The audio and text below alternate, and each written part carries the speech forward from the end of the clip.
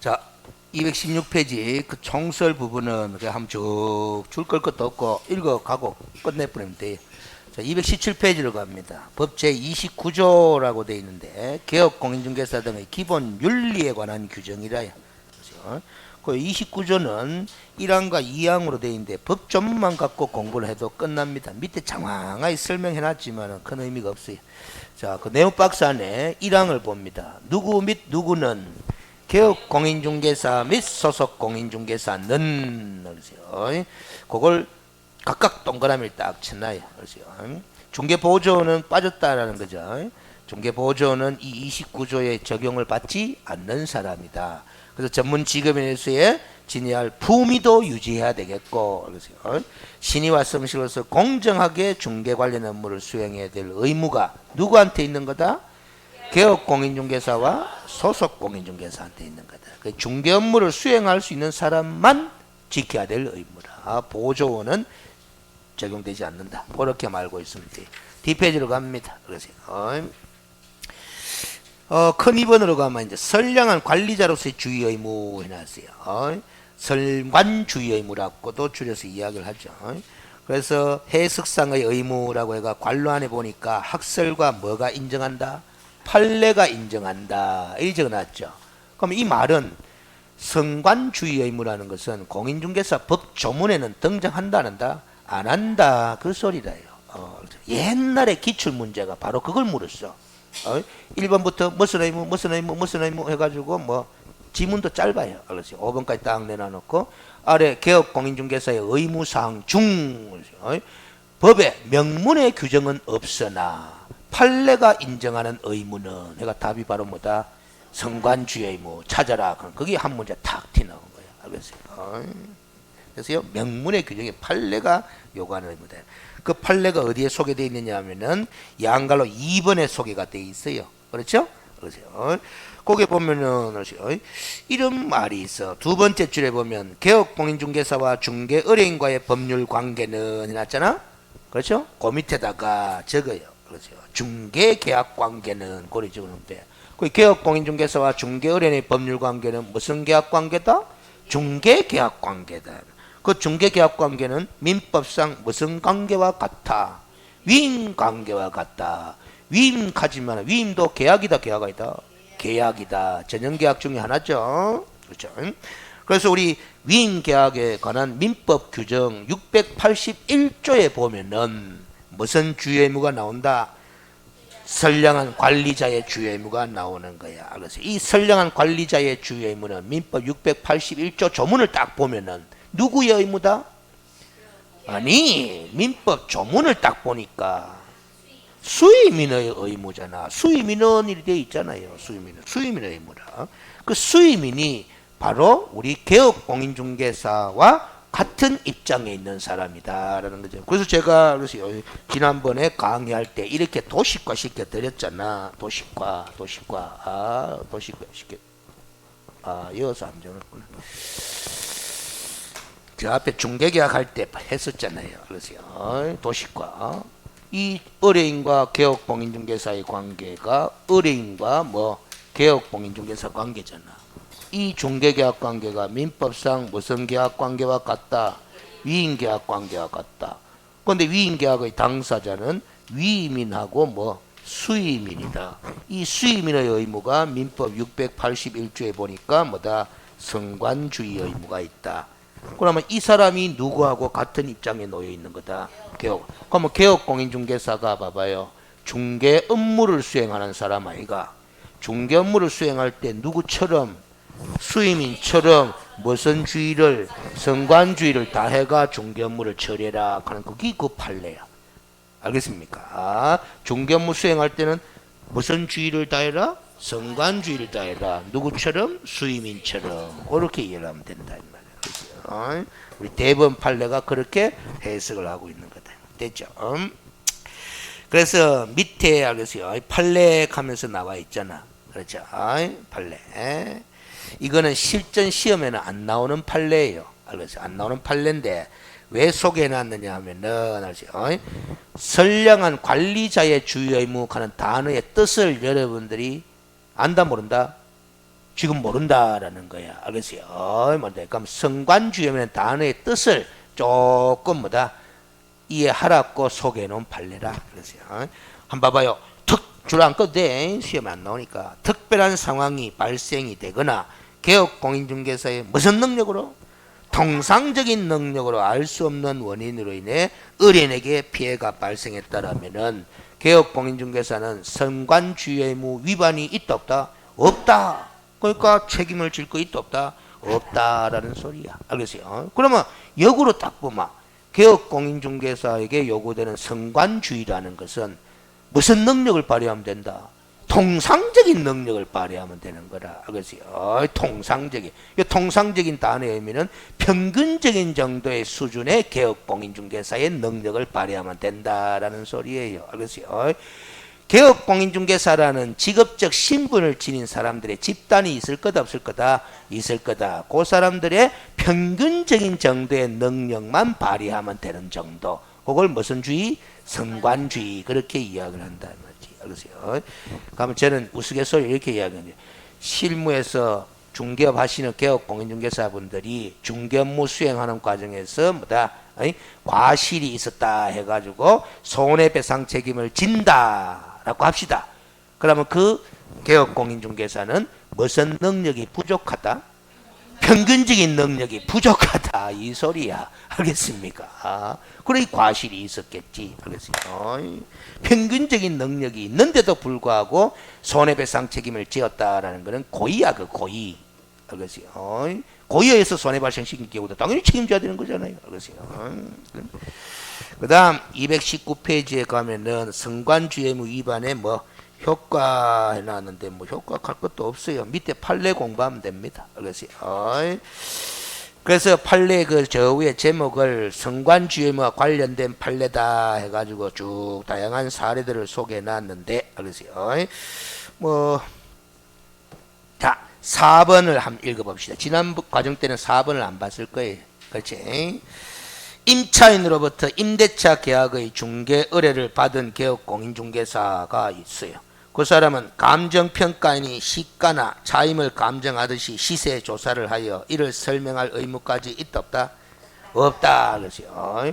이 개업공인중개사는 공인중개사 자격증 따가 중개업하지 감정평가사 정도의 감정평가 능력이 있다 없다? 없다라는 거예요. 그렇죠? 그러나 의뢰인이 요구하는 경우 개업공인중개사가 업무를 통하여 이미 인지하고 있거나 알고 있거나 통상적인 능력으로 조사할 수 있는 방법을 통해서 확인할 수 있는 범위 내에서는 신의와 성실의 자세로서 목적물 즉 중개대상물의 시세를 설명하여야 할 줄 의무가 있다라고 봐야 될 것인데 개업공인중개사가 시세에 관한 무슨 정보를 줄 거예요. 그릇된 정보를 제대로 확인하지도 않은 채 마치 그것이 진실인 것처럼 의뢰인에게 그대로 전달하여 의뢰인이 그 정보를 믿고 상대방과 계약에 이르게 되었다면 그거 줄 거나요. 그 정도로 업무를 처리했다라면은 무슨 주의를 게을리한 거다? 선량한 관리자의 주의를 게을리한 거다.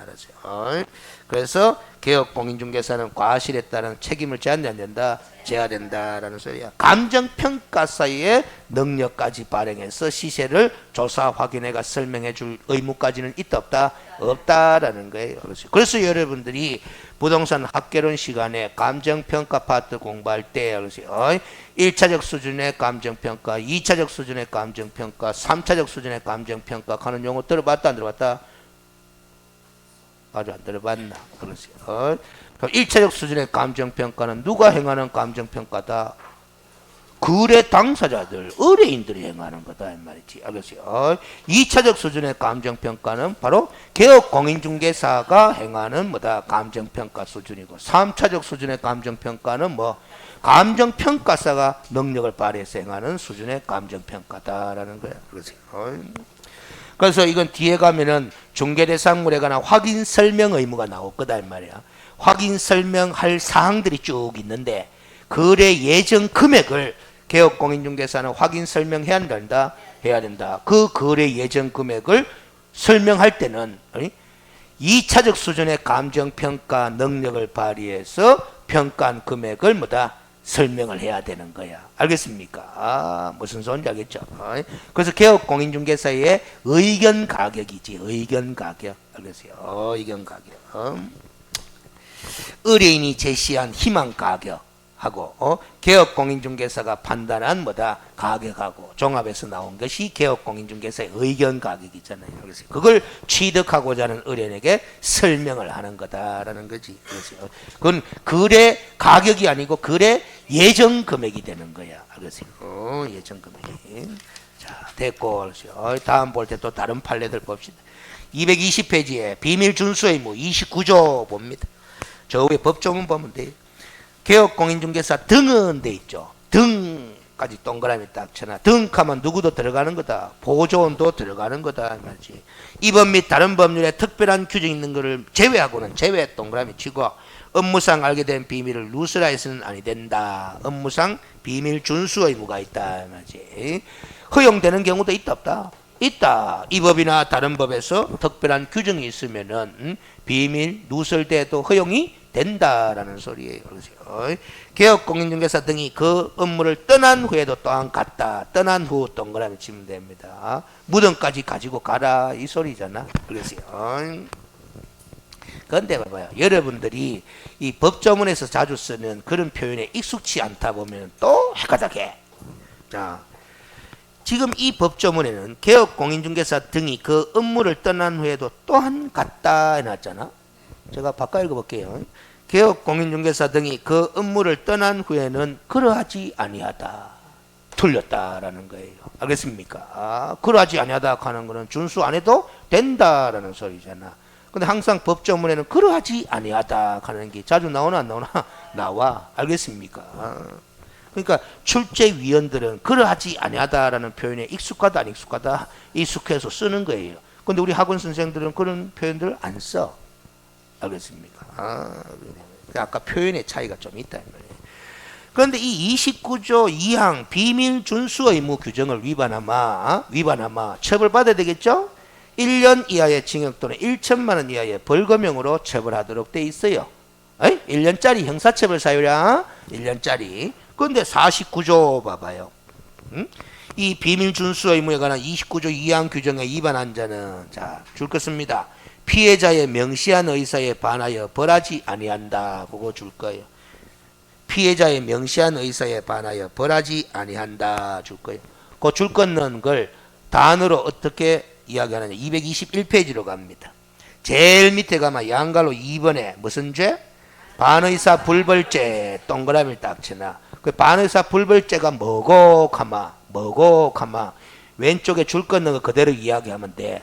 응? 피해자의 명시한 의사에 반하여 벌하지 아니하는 죄. 그게 무슨 죄다? 반의사 불벌죄다라는 소리예요. 알겠습니까? 그렇게. 그럼 먼저 이건 또 한 문제로 바로 물은 적이 있어요. 기출문제. 이게 뭐였어? 문제가 공인중개사 법령상 우리 지금 공인중개사법 공부하고 있죠. 공인중개사 법령상 반의사 불벌죄에 해당하는 것은 바로 물었어. 답이 뭐고? 비밀 준수 의무 위반죄 하겠어요. 그게 답이야. 알겠습니까? 그런 거 때문에 요거 하나뿐이거든. 반의사 불벌죄는 요거 하나뿐이거든. 알겠어요? 그런 게 때문에 그 여러분들이 반의사 불벌죄 하는 단어는 지금 자꾸 봤어요. 이것도 들어보긴 들어봤다 안 들어봤다? 들어봤다라는 거잖아. 그렇죠? 친고죄 하는 거하고 반의사 불벌죄는 같은 말이다 다른 말이다? 다른 말이다. 자, 그러면 봐봐요. 공인중개사법에 따른 비밀 준수 의무는 친고죄에 해당한다. 하면 OX, X 그 가면 돼. 알겠습니까? 구별 안 해도 됩니다. 하여튼 다른 건데 무슨 뜻은 안 물어봐. 그렇죠? 이렇게 실무적으로 이렇게 말하고 있으면 돼요. 반의사 불벌죄에 해당하는 범죄는 여러분들이 저질렀어. 여러분들이 그 죄를 저질렀어. 그러면 제일 먼저 해야 될 일이 뭐다? 깜빵 가기 싫으마. 합의가 중요한 거다. 합의. 알겠습니까? 합의. 왜 합의가 중요한 거냐? 피해자의 명시한 의사에 반해서 벌 못하거든. 그럼 합의한다 하는 거는 가해자가 누구와 합의하는 거고 피해자와 합의하는 거잖아. 합의할 때 피해자가 뭐라고 써주노? 일체 형사 책임을 묻지 않겠습니다라고 하는 거잖아. 처벌을 원하지 않는다라는 거잖아. 알겠지? 그게 피해자의 의사잖아. 그런데 왜 하비스라는 문서를 쓰게 하느냐? 구두로 하면 되지. 명시한 의사에 반해서 한다 이 말이야. 알았어요? 무슨 소리인지 알겠죠? 그래서 여러분들이 뭐다 이런 폭행죄 같은 반의사 불벌죄를 저지르면 제일 먼저 해야 될 일이 뭐 돈 싸들고 들어가가 뭐 합의 보는 게 제일 중요한 거야. 알겠어요? 그 양가가 합의해 주나? 알겠어요? 됐어요? 그러면 친고죄에 있어서는 알겠어요? 합의해봤자 알겠어요? 합의해봤자 알겠어요? 의미가 없어요. 알겠어요? 없어요. 근데 합의하면 아무래도 처벌의 양이 달라지는 거지. 자, 그 다음 됐고, 알겠어요? 222페이지로 갑니다. 누구의 행위? 개업 공인중개사 등의 금지행위. 이 등하는 또 맹보존도 들어가는 겁니다. 중개업에 종사하는 사람들 다 들어가. 등 붙였구만. 금지행위다 이 말이지. 그래서 금지행위. 자, 근데 이 금지행위는 총 몇 가지로 구성되어 있다? 9가지로 구성되어 있어요. 칠판 봐봐요. 알겠어요? 9가지. 1호부터 9호까지 있어요.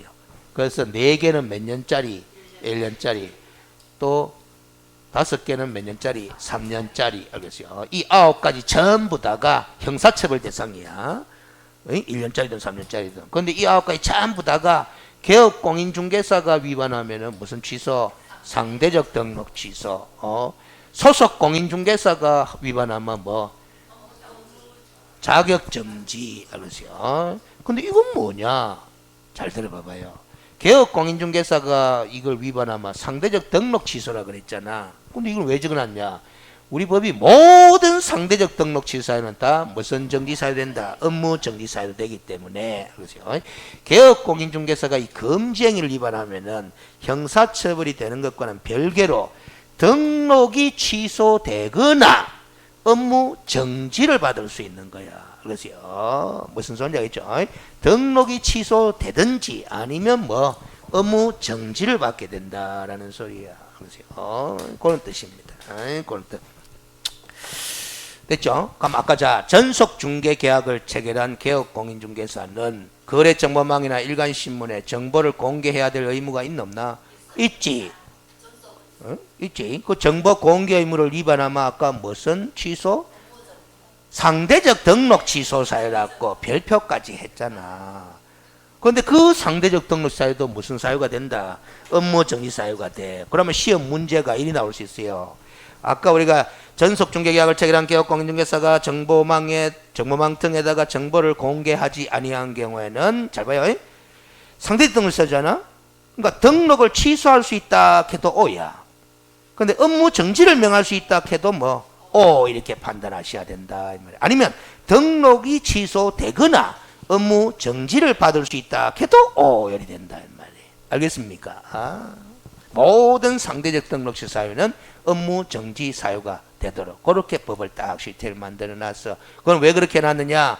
실무적으로 상대적 등록 취소에 해당하는 위반을 적발하잖아. 적발하면은 등록관청이 그 위반의 정도를 따져가. 등록 취소할 수도 있고 아니면 뭐 업무 정지를 내릴 수도 있도록 그렇게 해놓은 기다 이 말이에요. 그래서 자, 금지행위 이제 9가지를 하나하나씩 점검하러 들어가야 되는데, 그래서 224페이지로 갑니다. 그렇죠? 224페이지에 가면은 네모 1번에 법정 중개대상물의 매매를 업으로 한 행위에 났습니다. 중개대상물 동그라미 치고 매매를 업 동그라미 치라 그랬어요. 그 제목에다가 동그라미 치나요. 그렇죠? 설명해놓은 거를 읽어봐야 될 때도 있지만은 제목만 갖고 분석해도 끝날 부분들이 있다 이 말이에요. 그렇죠? 모든 물건의 매매업이 금지행위가 아니고 무슨 물건의 중개대상물의 매매업만 금지행위다라는 거지. 알겠습니까? 그럼 봐봐요. 자동차 매매업 금지행위다 아니다?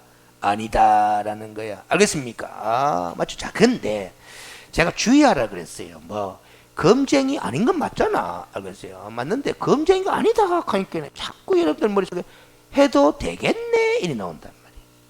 금지행위가 아니다 하니까 할 수 있다라는 생각이 자꾸 드는 거야. 알겠습니까? 자, 그럼 할 수 있는지 없는지 한번 따져보자라는 거지. 이때까지 공부했는 것만 갖고.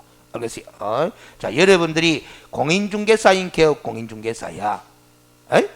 공인중개사인 개업 공인중개사야. 자동차 매매업을 했어. 알겠어요? 했어. 검증이는 아니잖아. 알겠어요?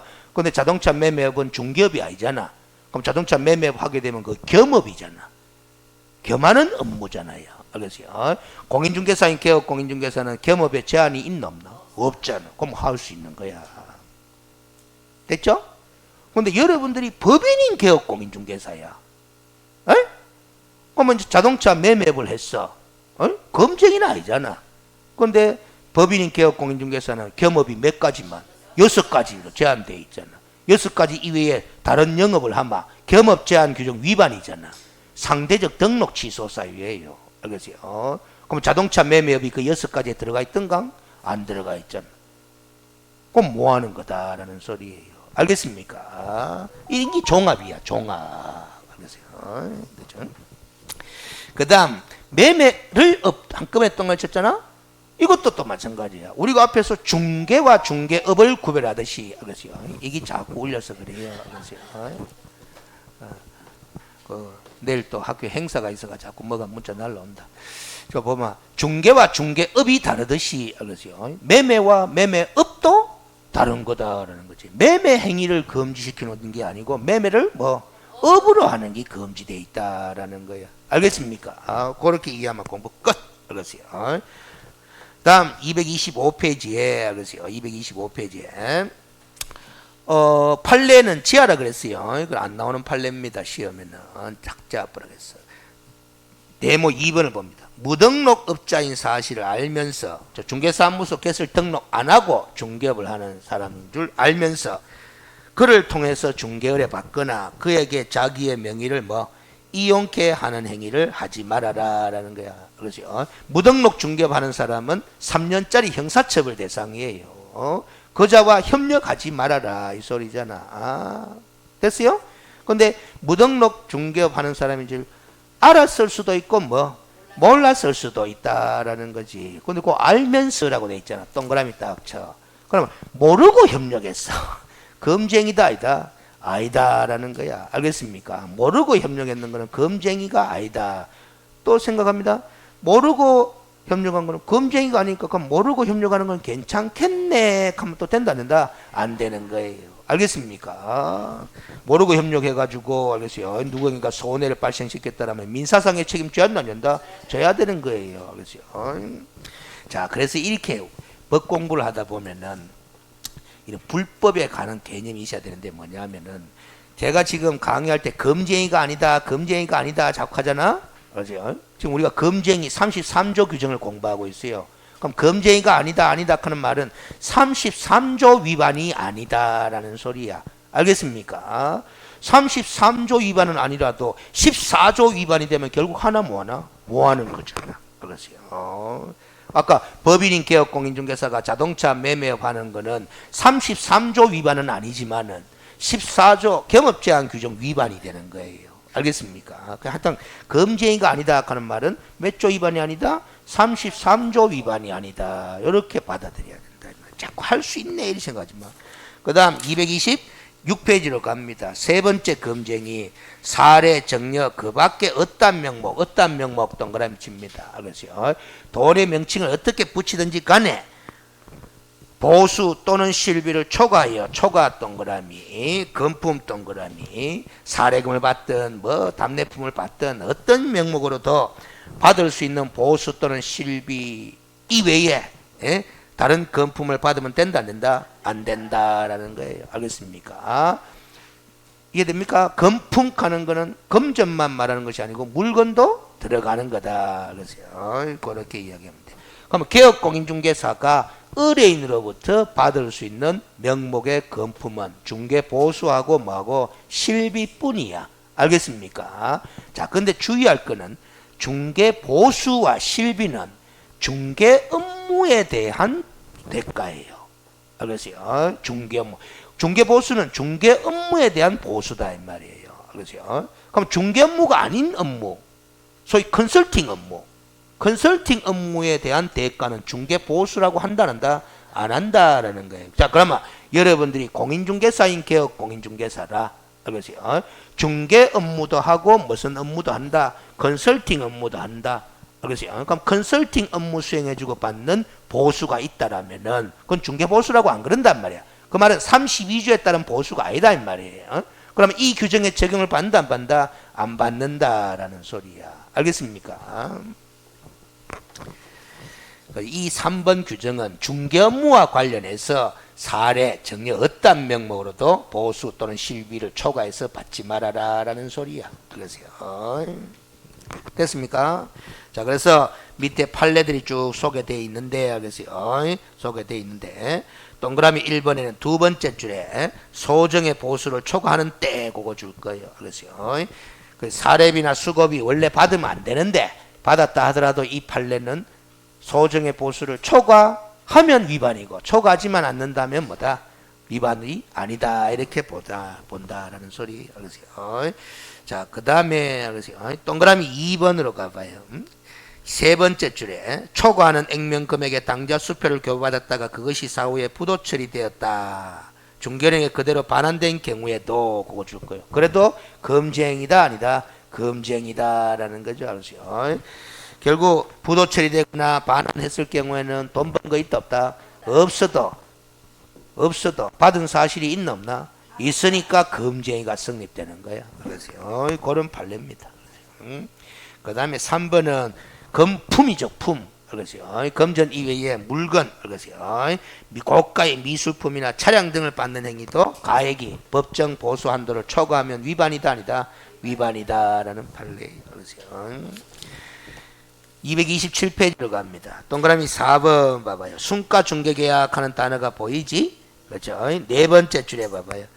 즉 순가 중개 계약은 결과적으로 거래 계약을 성사시키고 받은 보수 등이 법정 한도를 뭐 했다면 초과하였다면 뭐다? 위반이 된다라는 거야. 그러면 초과하지 않았다면 위반이다 아니다? 아니다. 그러면 순가 중개 계약을 체결한 행위 그 자체는 위반이다 아니다? 아니다라는 논리가 되는 거예요. 알겠습니까? 그런데 순가 중개 계약의 개념적 특징상 법정 보수 한도를 초과할 가능성이 높나 낮나? 높다라는 정도는 이야기할 수 있어도 순가 중개 계약 행위 자체가 위반이 되는 것은 아니다라는 소리 됐죠. 됐고 그 다음 5번도 이미 다 했고 양갈로 2번 초과 보수의 효력 봐봐요. 초과 보수의 효력. 동그라미 2번으로 갑니다. 판례가 소개되어 있네요. 그렇죠. 두 번째 줄 거예요. 소정 최고액을 초과하는 약정 부분은 뭐다? 무효. 그거 줄 거예요. 알았어요. 무효. 소정 최고액을 초과하는 약정 부분은 뭐다? 무효. 나왔습니다. 그럼 전부 무효입니까? 일부 무효입니까? 일부 무효가 되는 거죠. 초과하는 약정 부분만 무효라 했으니까 일부 무효가 되는 게야. 그럼 무효로부터 얻은 이익이 있으면 그걸 무슨 이득이라 그러나? 부당이득이라 그런다 이 말이지. 알겠어요? 그래서 반환해야 된다라고 판시하고 있다 했잖아. 됐죠? 그 다음 네 번째 금지행위 봅니다. 거래상 중요사항 동그라미 칩니다. 거짓되는 그 밖의 방법으로 어른의 판단을 거르치게 한 행위 하지 말아라. 판단을 거르치게 한 행위 줄 닦아놓고. 그러니까 거래상 중요사항들을 개업공인중개사로서는 확인 설명해야 되나 안 되나? 해야 되지 않나? 그렇죠. 그런데 그 확인 설명하는 과정에서 거짓된 은행, 그릇된 방법으로 어른의 판단을 거르치게 한 행위가 초래되었다 하면은 무슨 행위에 해당된다? 금지 행위에 해당된다라는 거야. 알겠어요? 그래서 동그라미 1번에 보면은 알았어요? 동그라미 1번에 보면 이런 말이 있잖아. 그 거래상 중요사항이라는 거는 도대체 어떤 사항들을 말하느냐? 당사자가 그 사실을 알고 있으면 거래를 하지 않았을 정도의 중요한 사항들을 가리키는 것이기 때문에 우리 공인중개사 법령에 비추어 보면은 주로 확인 설명 사항을 뜻하는 것이라고 볼 수 있다라는 거지. 알겠습니까? 확인 설명 사항. 얼마나 중요하길래 개업 공인중개사 보고 확인 설명하라 했겠나 이렇게 생각하시면 돼요. 그래서 확인 설명 사항 기억난다 안 난다? 난다. 몇 개만 이야기해 봐요.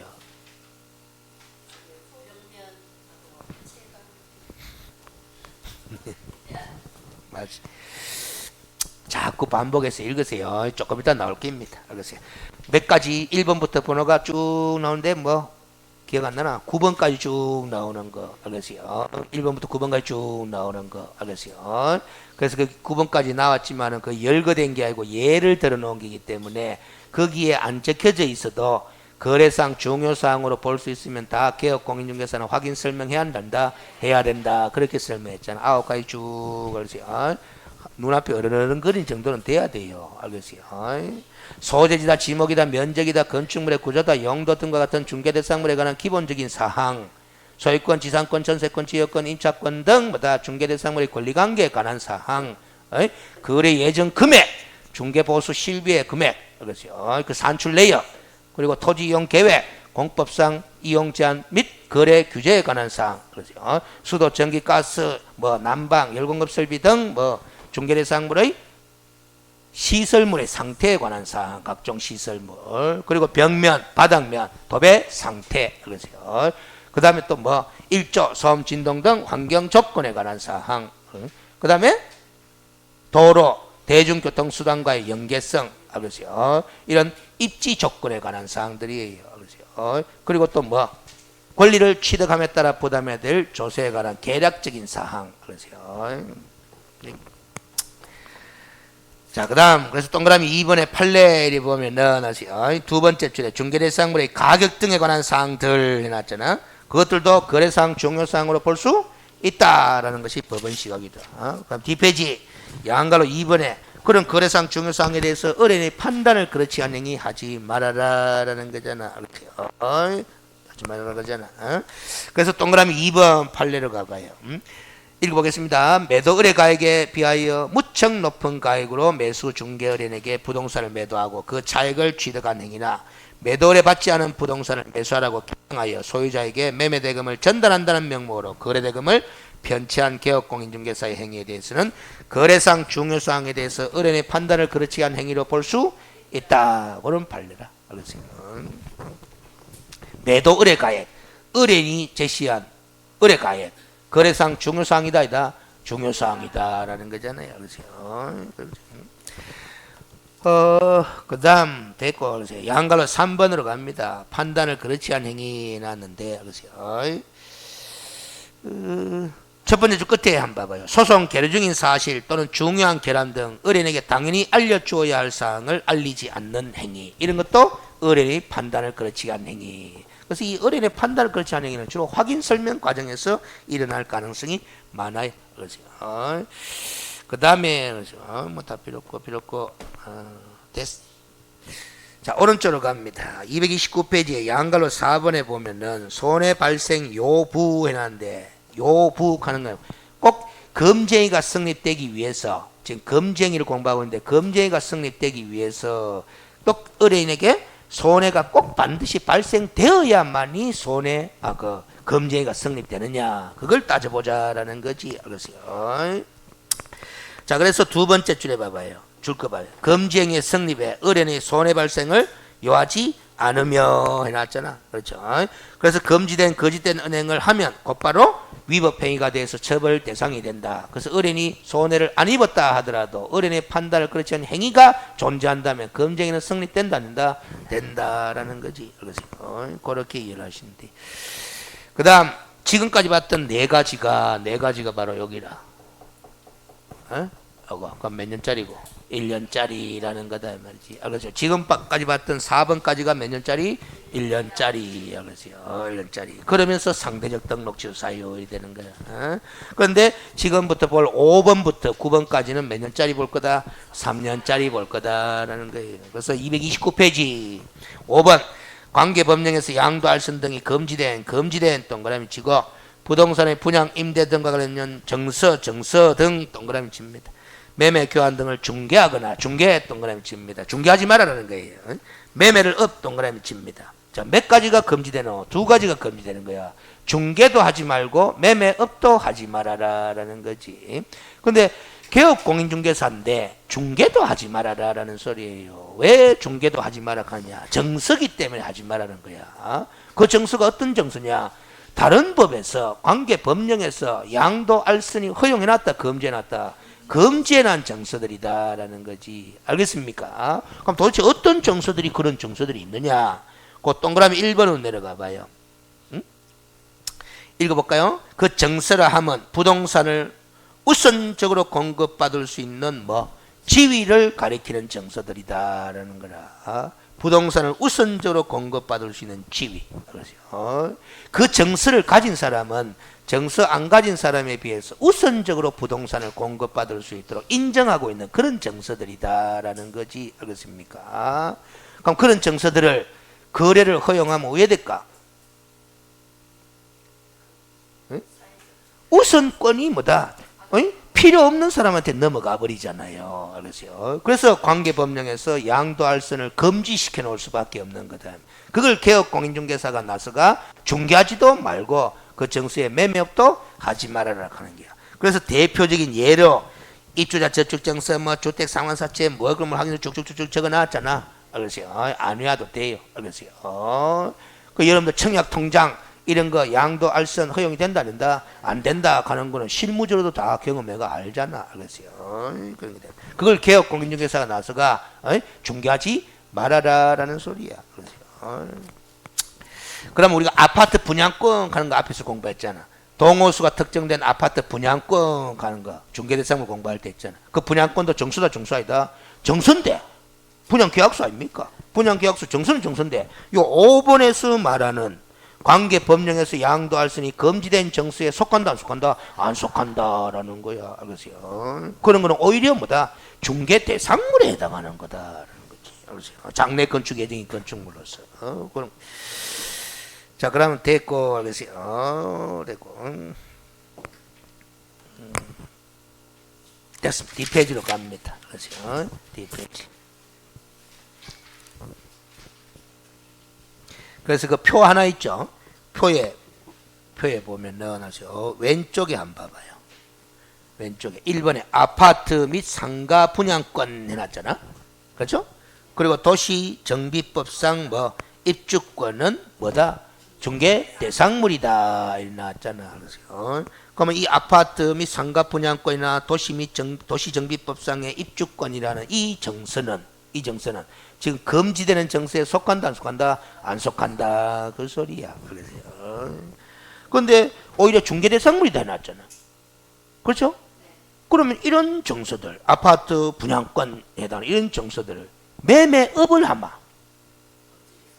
금지야. 몇 번의 금지? 1번의 금지 행위가 되는 게야. 1번. 중개대상물의 매매를 업으로 해서는 아니 된다. 그럼 거기에 금지되는 거다. 5번의 금지 행위는 아닌데 알겠어요? 1번의 금지 행위가 되는 거다라는 거지. 알겠어요? 그렇죠.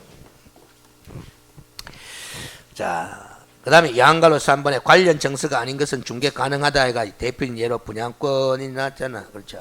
분양권이 나왔잖아. 자, 동그라미 4번으로 내려가 봅시다.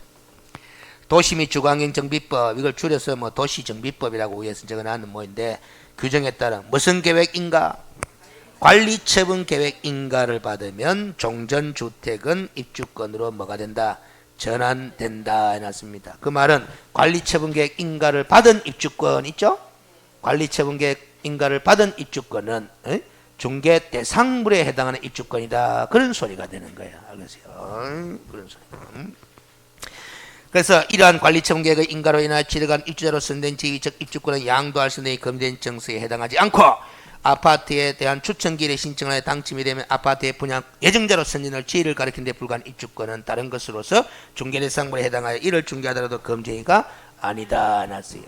자, 그런데 근데 도시 및 정비법상의 관리처분 계획하는 용어 들어보긴 들어봤다 안 들어봤다? 들어봤다 말이지. 그 공부했어요? 공법 시간에? 그 관리처분 계획이라 하는 게 대충 어떤 거예요?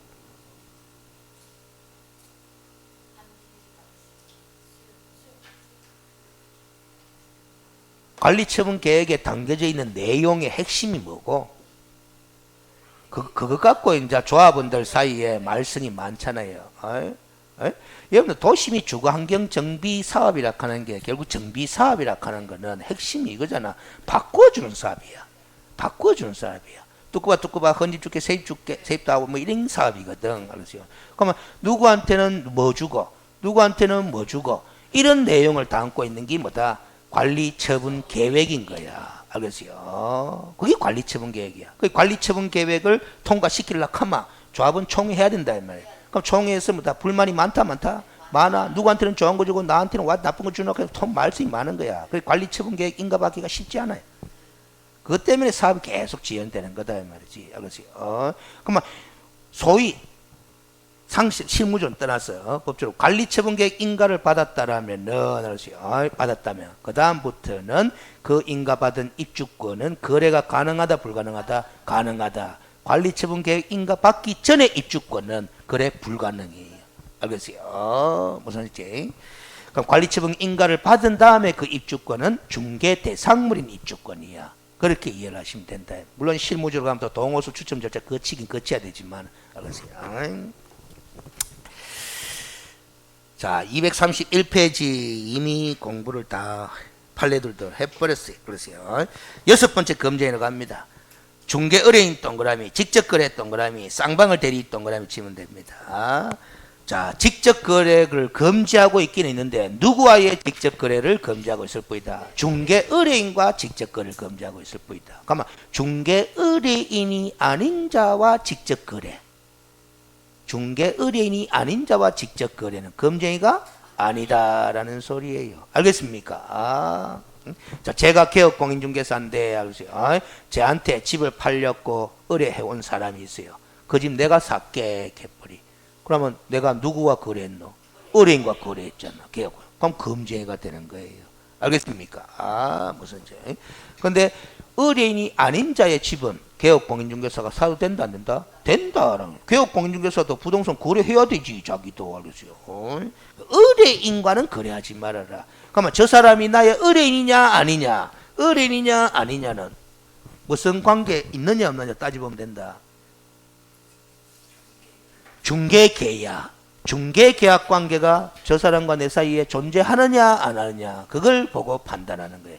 일반 중개계약 관계가 있던 전속 중개계약 관계가 있던 중개계약 관계가 인정이 되면은 그 사람은 뭐다? 중개 의뢰인이 되는 거예요. 알겠습니까? 자, 그러면 됐고, 쌍방을 대리하는 거는 일방 대리와 쌍방 대리는 같은 말이다, 다른 말이다, 다른 말이다. 그러니까 쌍방 대리를 금지하고 있을 뿐이지 일방 대리는 금지한다, 안 한다, 안 하고 있다. 이렇게 일단 알고 있어야 돼. 자, 양갈로 2번에 중개의뢰인과의 직접 거래 동그라미 1번을 한번 읽어볼게요. 줄 안 꺼도 됩니다.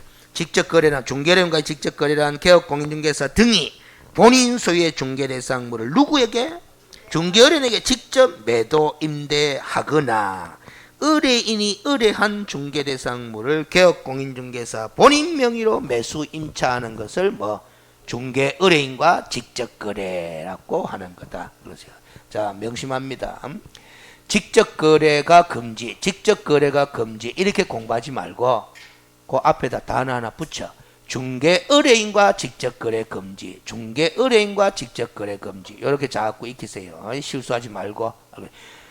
모든 직접 거래가 금지되는 게 아니고 누구와의 직접 거래만, 중개 의뢰인과의 직접 거래만 금지다. 뒷페이지 갑니다. 그러세요. 됐고. 자, 이분이 알겠어요. 이분이 제 개업공인사 사무실 찾아와 가지고 집 팔랐고 의뢰했어요. 근데 내가 당신 집입니까? 하니까 당신 집이 아니래. 그럼 누구 집을 팔라고 내놨노? 하니까 내가 저는 누구누구의 대리인입니다. 알겠어요? 소유자는 따로 있다 없다? 있다라는 거야. 그 소유자를 대리해서 집 팔라고 내놓으러 왔는 거야. 이 대리인도 의뢰인이 들어간다 안 들어간다? 들어간다라는 소리예요. 그러세요. 그 동그라미 2번에 그런 소리 적어 놓은 기다. 됐죠? 그러세요. 자, 그 다음 알으세요. 어디로 가느냐면은 동그라미 4번 봐봐요. 민법에서는 대리인은 본인의 허락이 없으면 본인을 위하여 자기와 법률 행위를 하지 못한다라고 규정하고 있다. 뭐 이렇게 나왔는데 그러세요. 어디가 네 번째 줄 거예요. 중개 의뢰인이 뭐가 있더라도 허락이 있더라도 자기 계약은 금지행위에 해당권이 적습니다. 그러세요. 중개 의뢰인의 허락이 있더라도 자기 계약은 금지행위다. 그래서 중개 의뢰인과 직접 거래하지 말아라 돼 있잖아. 그런데 의뢰인이 허락해도 알겠어요. 직접 거래 인정해도 알겠어요. 하면 된다 안 된다? 안 된다라는 소리야. 그러세요. 법에 걸립니다. 그러세요. 법에 걸립니다. 근데 이런 게 현실적으로 참 단속이 힘든 거 아닙니까? 집을 팔려고 내놓으러 왔어. 매도 의뢰 맞잖아요. 그러세요. 근데 개업공인중개사가 아주 비싸게 사고 싶대. 그러면 의뢰인이 개업공인중개사한테 팔겠나 안 팔겠나? 팔지. 그러세요. 근데 개업공인중개사가 사면 된다 안 된다? 안 되는 거예요. 의뢰인과 직접 거래가 되니까. 알겠습니까? 근데 이 세상이 알겠나? 모르지 뭐. 의뢰인도 손해본 게 아니잖아요. 자기는 1억에 팔려고 내놓았는데 개업공인중개사가 1억 2천에 사겠습니다. 이렇게 한다 이 말이에요. 알겠어요. 그래도 하지 말라고 돼 있어요. 법에는 어쨌든 간에. 그러세요. 자, 근데 동그라미 5번 봐봐요. 그러나 개업공인중개사가 부동산을 일반적인 부동산을 구입하거나 즉 의뢰인이 아닌 물건, 의뢰인이 의뢰한 물건이 아닌 거, 그러죠. 그걸 구입하거나 매각할 때 다른 개업공인중개사의 중개를 통하여 거래한 경우에는 의뢰인과 직접 거래에 속한다 안 속한다? 안 속한다. 다른 개업공인중개사를 통해서 사게 되면은. 자, 됐습니다. 그 정도로. 그 다음 오른쪽으로 갑니다. 233페이지 양갈로 3번에 거래당사가 쌍방을 대리한 행위 하지 말아라 나왔다 말이지. 쌍방을 대리한 행위 하지 말아라. 자, 그래서 동그라미 3번에 첫 번째 줄 보면 거래당사 중 일방만을 대리하여 계약을 체결한다든지 하는 거 있죠. 일방 대리는 금지행위로 규정 안 해놨으니까 금지행위가 아니다.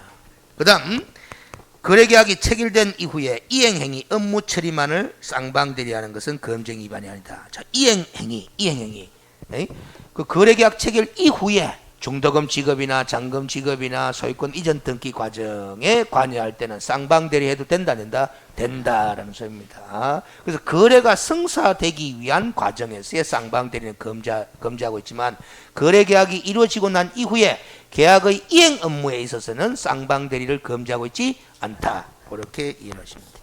그 다음 뒷페이지로 갑니다. 7번째 금지행위 봅니다. 7번째 금지행위. 법조문으로 갑시다. 법조문. 저 위에 네모 박스에 법조문 33조 해놨죠. 7번 탈세 등 관계법령을 위반할 목적으로 소유권 보존 등기 또는 이전 등기를 하지 아니한 부동산이나 돼 있어. 그 부동산 동그라미 딱 집어요. 그러면 이제 보존 등기도 안 됐고 이전 등기도 안 된 부동산을 줄여서 우리는 미등기 부동산 하면 되잖아. 그렇죠? 그 다음에 또 읽어보면 관계법령의 규정에 의하여 전매 등 권리의 변동이 제한된 부동산, 또 부동산 나왔어. 그렇죠? 그것도 동그라미 쳐봐요. 그러니까 관계법령의 규정에 의하여 전매 등 권리의 변동이 제한된 부동산이든지 아니면 미등기 부동산이든지 이런 부동산의 매매를 중개하는 등 투기를 조장하는 행위 하여서는 아니 된다. 즉 미등기 부동산의 전매를 알선하면 된다 안 된다? 안 된다. 금지행위다. 그러죠. 그리고 관계법령의 규정에 전매 등 권리 변동이 제한된 부동산 하는 거는 가장 대표적인 사례가 그거다 이 말이지. 그러세요. 우리가 주택법상에 보면 투기 과열지구 내 아파트 분양권은 최장 10년 범위 내에서 전매를 허용한다 금지한다? 금지합니다. 그 전매가 금지된 아파트 분양권의 전매를 알선해서도 안 된다라는 소리야. 알겠어요? 그렇게 이해를 하시면 돼. 그리고 지금 우리 교재 읽다 보면 중간에 뭐 중간 생략 등기 이런 게 나오는데 그거는 이제 이 과목에서 보다도 민법이나 이런 쪽에서 등장할 게인데 우리 그 민법에서는 중간 생략 등기도 대부분 판례에서는 보면은 유효한 등기로 허용을 한다는다 합니다. 알겠어요? 합니다. 등기의 효력을 인정할 뿐이다라는 거지 실체적인 권리 관계와 부합되기 때문에. 알겠어요? 부합되기 때문에. 그런데 그 중간 생략 등기를 행하면서 전매하는 과정에 개업공인중개사가 중개를 했을 거 아닙니까? 위반이다 위반이다? 위반입니다. 그렇죠. 개업공인중개사의 중개는 위반이고 그렇죠. 실제 그 실체적 소유자와 동일한 인물으로 중간 생략 등기를 한 거는 등기로서의 효력은 유효한 것으로 인정을 하고 그렇습니다. 이 등기의 효력이라 하는 것은 우리 대부분의 시각에서 보면은 실체적 권리자와 일치되는 등기라면 다 효력은 뭐 유효한 것으로 그리 인정을 해요. 절차 과정은 좀 불법이 있었다 하더라도 최종적인 등기 명인이 실제 소유자와 같다라면 그 등기의 효력을 인정한다라는 거지. 그렇지. 자, 그래서 밑에 판례 한번 봐봐요. 쭉 내려가면은 중간생략 등기의 방법으로 부동산을 단기 전매하여 각종 세금을 포탈하려는 것을 알고도 이에 동조하여 그 전매를 개업공인중개사가 중개를 했대요. 중개를 했는데 결과적으로 전매 차익이 발생됐다 안 됐다? 안 됐다. 그렇다 하더라도 미등기 전매를 중개한 사실은 있다 없다? 있다. 그러면 검증에는 성립된다 안 된다? 된다라는 논리예요. 됐고 235페이지로 가서 그러세요. 여덟 번째 검증으로 갑니다. 그러세요. 이것도 법조문을 봅시다. 이건 쉬워요. 그냥 읽고만 지나가도 돼요. 8번 부당한 이익을 얻거나 제3자에게 부당한 이익을 얻게 할 목적으로 거짓으로 거래가 완료된 것처럼 꾸미는 등 시세에 부당한 영향을 주거나 줄 우려가 있는 행위. 그러세요. 거래가 완료된 것처럼 꾸미는 등 시세에 부당한 영향을 주거나 줄 우려가 있는 행위. 그래서 양가로 2번으로 가봐요. 예컨대 나왔잖아. 거짓 또는 허위 계약서를 미리 작성해 놓거나 또는 홈페이지 등의 가장 매물을 시세보다 높은 가격으로 제시해 놓는 행위, 실제 거래 가격을 거짓으로 높게 신고한 후 해지하는 등의 행위로 중개를 기망하여 거래 가격을 단기에 폭등시켜 부당하게 이익을 취하는 행위, 이런 것들이 다 이 여덟 번째 검증에 해당될 수 있다 없다? 있다라는 거야. 알으세요. 그런데 이런 사례들이 시험 문제 나오지는 않아요. 방금 그 8번에 법조문 읽은 거 있지? 그래서 그 표현 그대로 나올 거니까 어렵지는 않을 거예요. 그 다음 9번 판례로 갑니다. 9번 법조문으로 가요. 네오박스. 단체를 구성하여 특정 중개 대상물에 대하여 중개를 뭐하거나 제한하거나 단체 구성은 이외의 자와 공동 중개를 많은 행위, 제한하는 행위. 우리 윤석열 정부가 제일 싫어하는 거죠. 일부 개업 공인중개사들이 자기들끼리 똘똘 뭉쳐가지고 우리 단체 회원이 아닌 개업 공인중개사와는 뭐 공동 중개하지 말아라 라고 저끼리 규범을 딱 정해두는 거잖아. 그래서 그런 행위 하지 말아라 돼 있는 겁니다. 카르텔 딱 형성해가. 그래서 여러분들도 처음에 자격증 취득해가 이 중개업 현장에 나가면은 서러울 때도 있어요. 그러세요. 무슨 소리 그러세요. 좀 낀가 쪽 하는데 뭐 니 누구 이 간다 이 말이지. 그러세요. 그런 경우 있다. 그래서 이 학원 수험생들끼리 뭐 모이고 이런 게 좀 필요할 수도 있고 그래요. 그 또 모이면 또 하나의 카르텔이 형성되는 거야. 그러세요. 니 우리 학원 출신 아니네 이리 되는 게. 그러세요. 참 어렵습니다. 그러세요. 요즘은 그러세요. 그 법정 교육이 연수교육 있죠. 2년마다 한 번씩 받게 되는 연수교육. 그것도 그 카르텔 딱 속해 있는 단체 구성원들이 있죠. 그 사람들이 똘똘 뭉쳐 같은 날 연수교육 받고 막 그런다고. 무슨 소리인지 알겠지? 우리 단체 구성원들은 몇 년도 몇 월 며칠 날 어디 가서 한꺼번에 바짝 하면서 같이 신청하고 막 이런다. 그래가 막 그런 교육 장소 가면 분담해요. 서로 다 아니까. 알겠어요? 분담해. 자, 이게 9가지 검증이다라는 거지. 알겠어요? 그 다음 236페이지로 가서 3번 제목이 개업공인중개사에 대한 뭐 방해 금지행위 나왔는데, 알았어요? 방해 금지행위. 저는 그렇게 표현을 안 해놨는데, 방해 금지행위, 방해하지 말아라는 소리죠. 방해하지 말아라는 소리잖아. 방해하지 말아라는 소리잖아. 저는 뭐 금지되는 업무 방해 행위, 알았어요? 누구의 업무를 방해하지 말아라. 개업공인중개사 등의 업무를 방해하지 말아라라는 거라, 알았어요? 누구든지 개업공인중개사 등의 업무를 방해하지 말아라라는 소리야. 그렇죠? 어떻게 보면 이거는 개업공인중개사 입장에서 보면 좋은 조무이다, 안 좋은 조무이다? 좋은 조무이지. 우리 업무를 방해하지 말아라 하는 규정이 옛날에는 없었어요. 그렇죠? 들어왔다는 거지. 그럼 옛날에는 이 조문이 없을 때는 방해하는 사람이 있었겠지? 있었으면은 처벌 대상이다, 아니다? 아이인 거야. 알겠어요? 아닌 거야. 우리가 형법상 업무방해죄로 고소를 하지 않는 이상은 알겠어요? 처벌이 안 됐던 거다. 근데 이 규정이 딱 신설되면서 이 규정에 해당하는 누구든지 해당하는 사람은, 즉 업무방해를 한 누구든지는 뭐다? 이 공인중개사법 이 규정 위반에 따라서 형사처벌 한다라는 거야. 알겠습니까? 근데 내용은 그냥 읽어보기만 하면 돼요. 237페이지 봐봐. 네모박스 업무방해 유형이라고 돼 있지. 이 5가지 행위 등을 통해서 개업공인중개사 등의 업무를 방해하지 말아라. 이렇게 되는 거야. 1번부터 5번까지 쭉 읽어보면 끝이야. 알겠어요? 외울 필요 없습니다. 외울 필요 없습니다. 근데 요 단어만 왜 안 나? 뭐 금지되는 업무 방해 행위. 누구의 업무를 방해하지 말아라. 개업공인중개사 등의 업무를 방해하지 말아라. 어떤 행위들을 통해서 이런 5가지 유형의 행위들을 통해서 읽어보면 끝이다. 알겠어요? 이렇습니다. 전부 다 형사처벌 대상입니다. 알겠어요? 우리 239페이지로 한번 가봐요.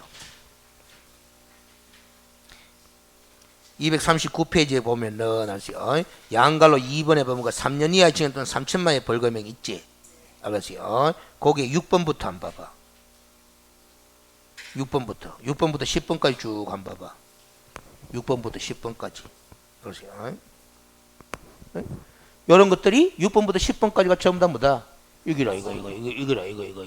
알겠어요? 금지되는 업무 방해 행위들이야. 누구의 업무를 방해하는 행위 사례들이다. 개업공인중개사 등의 업무를 방해하는. 이 전부 다 몇 년짜리다? 3년짜리 형사처벌 대상이 되도록 돼 있어. 알겠어요? 아주 엄하게 처벌하고 있습니다. 알겠어요? 됐죠? 근데 그건 다 누구든지기 때문에 3년짜리 형사처벌 대상이 될 뿐이지, 이 누구든 위반한 사람이 이 사람 아닙니까? 이 사람은 행정처분의 대상이다. 이다? 아닙니다. 형사처벌 대상일 뿐이지 행정처분이나 뭐 과태료 부과 대상이 있다 없다? 없어요. 오로지 몇 년짜리 뿐이다? 3년짜리 뿐이야. 그러세요. 그러면 돼. 그러세요. 됐고, 그러세요. 뒤로 넘어갑니다. 문제는 쉬워요. 240페이지에 그러세요. 어느 문제 안 풀었어요? 2번 봅시다.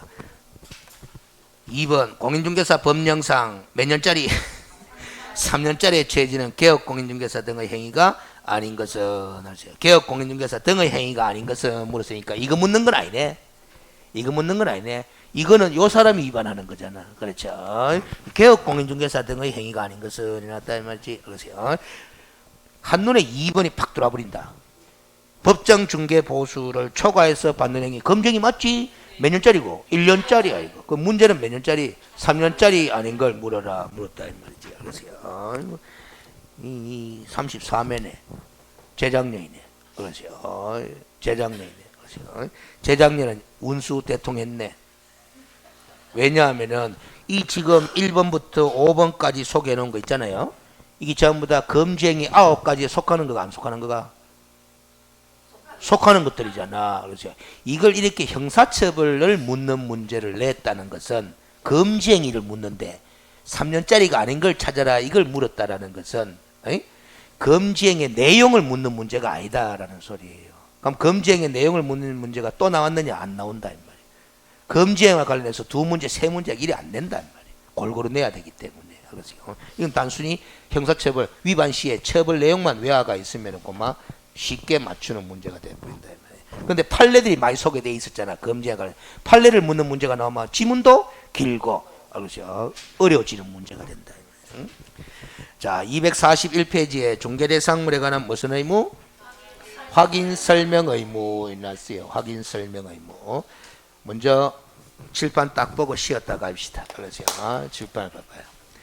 이게 이제 25조 1항인데, 이 확인 설명 의무는 법령에서도 한 문제, 실무에서는 4-5문제 나와요. 많이 나와. 그래서요. 중개 업무의 핵심입니다. 핵심. 그래서 핵심. 개업공인중개사는 중개를 의뢰받았으면은 뭐 되기 전에, 중개가 완성되기 전에, 그렇죠. 확인 설명 의무는 언제 전에 이행하는 거다? 중개가 완성되기 전에 하는 거다 이 말이지. 어떻게 보면은 그 중개를 완성시키고자 하는 목적으로 하는 업무가 바로 뭐다? 확인 설명 업무야. 그래서 확인 설명할 사항들이 있다 없다? 있는데 그 사항들은 우리 시행령 21조 제1항에 보면은 몇 가지를 정해놨다. 9가지를 정해놨는데 제가 주로라고 쓰는 거는 이 9가지는 예시사항이다라는 거야. 열거사항이 아니라. 그래서 여기 안 적혀진 것도 거래상 중요사항이라면 선량한 관리자의 주의로서 성실 정확하게 확인 설명해야 된다. 해야 된다. 그런 사항을 개업공인중개사가 일단 설명하기 위해서 확인부터 먼저 해야 돼. 그 확인부터 먼저 해야 되는데 확인하는 방법에 관해서는 법조문에 안 적어놨어. 그냥 확인하는 말만 나오지. 그래서 확인하는 방법은 실무적으로는 3가지 방법이 있을 수 있어요. 첫째는 공부상 확인 방법이 있고, 둘째는 현장 답사에 의한 확인 방법이 있어. 그럼 셋째는 뭐냐? 여기라. 현장 답사에 의한 확인을 하면서 필요하다면은 매도 의뢰인, 임대 의뢰인, 즉 권리를 이전하는 의뢰인 측에게 자료 제출을 요구해서 확인하는 방법. 이런 3가지 측면의 방법을 동은회가 뭐한다? 확인하는 거야. 그래서 요 관로안에 제가 이걸 적어 놓은 거는 봐봐요. 개업공인중개사 무슨 확인사항? 기본 확인사항은 개업공인중개사가 공부를 통해서 확인하든 현장 답사를 통해서 확인하든 어떻게 확인한다? 직접 확인할 사항을 무슨 확인사항? 기본 확인사항이라 그러고, 세부 확인사항이라는 것은 매도 의뢰인 등에게 자료 제출을 요구해서 확인할 수도 있는 사항들을 무슨 사항? 세부 확인사항이라고 한다. 갑자기 어디서 기본 확인사항, 세부 확인사항 하는 말이 티 나왔느냐? 확인설명서 서식이 있어요. 서식. 그 서식에 보면은 여러 가지를 기재할 거 아닙니까? 기재할 때 그 기재하는 항목들이 기본 확인사항, 세부 확인사항으로 구분되어 있어. 알겠어요? 그 기본 확인사항에 적는 것들은 다 누가 직접 확인하는 거다? 개업공인중개사가 공부를 통해서 확인하든 현장 답사를 통해서 직접 확인해야 돼. 그런데 세부 확인사항 내에 적어 넣는 것들은, 기재하는 것들은 매도 의뢰인 등에게 자료 제출 요구해서 확인할 수도 있는 사항들을 곧 적어 넣는 거다. 알겠어요? 그럼 그렇게 해서 확인했어. 확인했으면 그걸 중개대상물에 관한 누구한테? 권리를 취득하고자 하는 의뢰인에게 성실 정확하게 설명하라 해놨는데 어느 정도껏 성실 정확하게 설명해야 되느냐? 법에는 아무 말이 없어. 그런데 판례에 따르면은 무슨 주의? 선량한 관리자의 주의와 신의 성실로서 설명하면 성실 정확하게 설명한 것으로 볼 수 있다라는 거지. 설명도 하고, 엔드야, 엔드 또는이 아니야, 하고. 우리가 이 확인하기 위해서 발급받아 본 각종 공부들이 있을 거다 없을 거다? 있을 거다. 그래서 그 공부들 중에 가장 대표적인 공부가 토지대장이 있을 수도 있고, 부동산 종합증명서, 등기사항증명서, 건축물 대장 이런 것들이 있을 거다. 그런 여러 가지 공부들을 설명의 뭐로? 근거 자료로 뭐야 된다? 제시하여야 한다라는 것이 법 제25조 1항에 적혀져 있는 확인 설명 의무다라는 거예요. 알겠습니까? 그래서 이 조문을 잘 분석해 보면 확인 설명 의무의 주체는 무조건 누구다? 개업공인중개사이면은 분명해. 그런데 우리가 앞에서 용어 정의에서 봤다시피 소속 공인중개사도 중개 업무를 할 수 있다 없다? 있으니까 소속 공인중개사도 확인 설명 업무를 수행할 수는 있어 보여. 있으면 그 소속 공인중개사가 만약에 확인 설명하면서 성실 정확하게 해야 되잖아. 근데 성실 정확하게 행하지 아니하거나 설명의 근거자료 제시해야 되잖아. 안 하면 소속 공인중개사가 잘못한 거야. 그러면 자격 정지 처분이다 이 말이지. 근데 개업 공인중개사가 만약에 성실 정확하게 행하지 아니하거나 설명의 근거 자료를 제시하지 아니하면 500만 원의 과태료 부과 대상인 거예요.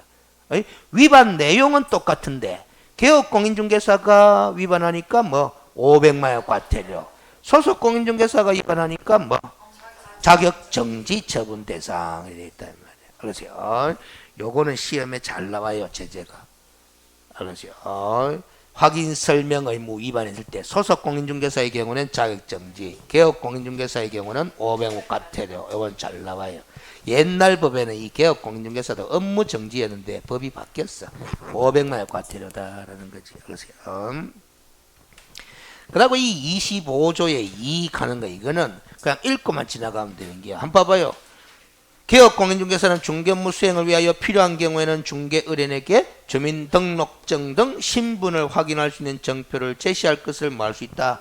요구할 수 있다라는 거예요. 당연한 소리다 아니다. 당연한 소리인데 잘 봐요. 법 제25조의 2에 적어놨다라는 게야. 그럼 만약에 이 조문이 없다 쳐봐.